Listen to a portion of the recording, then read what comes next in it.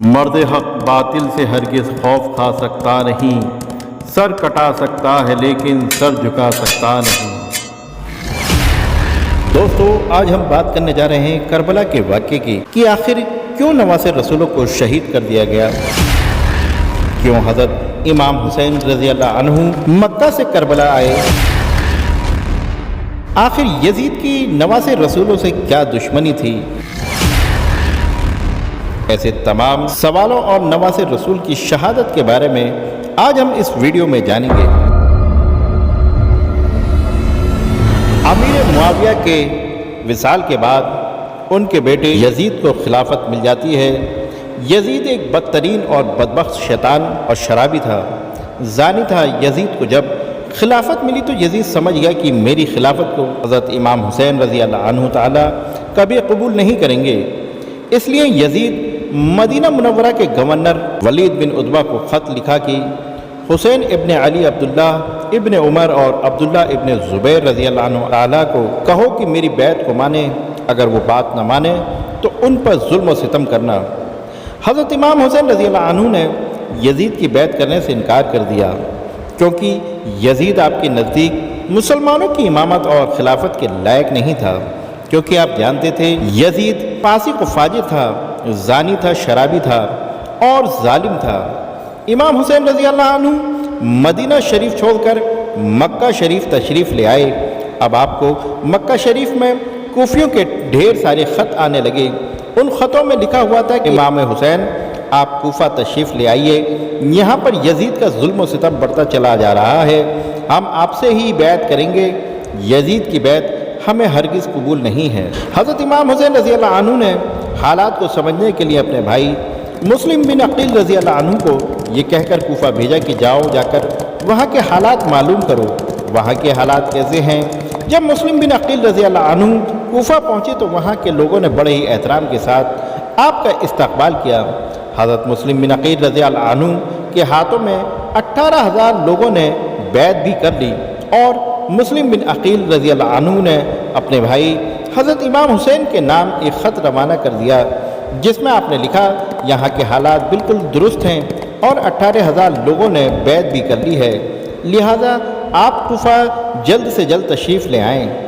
لیکن جب یزید نے ان لوگوں کو دھمکیاں اور لالچ دیا تو وہ لوگ اپنی بات سے مکر گئے اور امام مسلم بن عقیل رضی اللہ عنہ کو شہید کر دیا۔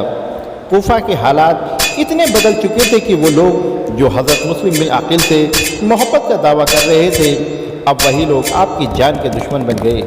وہیں دوسری طرف مکہ میں مسلم بن عقیل کا بھیجا ہوا خط حضرت امام حسین تک پہنچ چکا تھا، جس خط میں لکھا ہوا تھا کہ کوفہ کے حالات بہت اچھے ہیں، آپ جلد سے جلد تشریف لے آئیں۔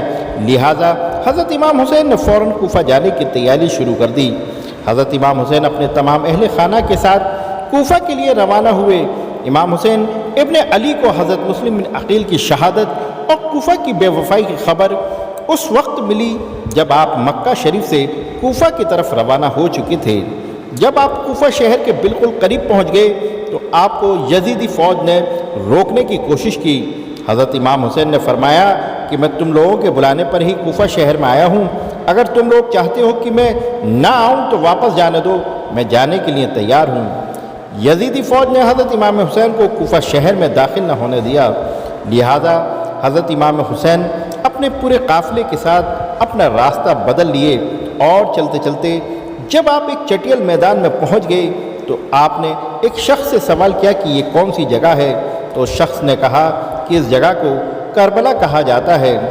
آپ نے فوراً اپنے پورے لشکر کو حکم دیا کہ یہیں پر خیمہ لگا دیا جائے۔ محترم عزیز دوستو، اس طرح سے حضرت امام حسین کربلا میں پہنچے۔ ادھر یزیدی فوج کو جب اس بات کا علم ہوا کہ حضرت امام حسین نے اپنا خیمہ کربلا کے میدان میں لگایا ہوا ہے تو یزیدی فوج نے بھی فوراً کربلا کے میدان میں پہنچنا شروع کر دیا۔ یزید کی جو فوج کربلا پہنچ رہی تھی، اس کی سپہ سالاری ابن سعد کر رہا تھا۔ حضرت امام حسین نے ابن سعد سے کہا کہ یا تو تم مجھے یزید کے پاس لے چلو یا پھر مجھے اپنا شہر مکہ واپس جانے دو، لیکن ابن سعد نے ان دونوں باتوں میں سے کوئی بھی بات نہیں مانی اور وہ آپ کو بیعت کرنے پر مجبور کرتا رہا۔ لیکن حضرت امام حسین نے ان کی بات سے انکار کر دیا۔ دن گزرتے گئے اور 3 محرم کا دن آ گیا۔ اب ظالم یزید نے امام حسین کے سامنے 22,000 سپاہیوں کا لشکر بھیج دیا۔ دوسری طرف حضرت امام حسین کے ساتھ 82 لوگ تھے، جن میں عورتیں اور بچے بھی شامل تھے۔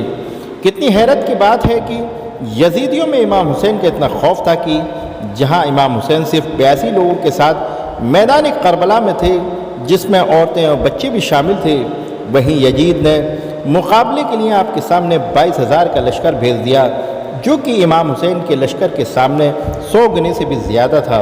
امام حسین کے سامنے یزیدی فوج کے حوصلے پست ہو گئے اور ان لوگوں میں سے کسی میں بھی اتنی ہمت نہیں تھی کہ وہ حضرت امام حسین سے مقابلہ کر سکیں۔ آخر کار انہوں نے یہ فیصلہ کیا کہ اگر امام حسین کو ہرانا ہے تو ان کا پانی بند کر دینا پڑے گا، تبھی ان کا مقابلہ کیا جا سکتا ہے۔ دن گزرتے گئے اور 7 محرم کا دن آ گیا، اور 7 محرم کو ہی یزیدی فوج نے امام حسین کے قافلے والوں پر پانی بند کر دیا۔ دوستو، اگلے پارٹ میں ہم جانیں گے کہ کس طرح ہاشمی شیروں کو یزید کی فوج نے شہید کیا۔ عباس علمدار سے لے کر نواسِ رسول تک کی مکمل داستان آپ پارٹ 2 میں جانیں گے۔ اور یہ پارٹ آپ کو کیسا لگا کمنٹ باکس میں کمنٹ کر کے ضرور بتائیے گا۔ ویڈیو پسند آئی ہو تو ویڈیو کو لائک کریں اور اپنے دوستوں کے ساتھ ضرور شیئر کریں، اور اسی طرح کی معلوماتی ویڈیو ہمیشہ دیکھنے کے لیے آپ چینل کو سبسکرائب کرنا نہ بھولیں۔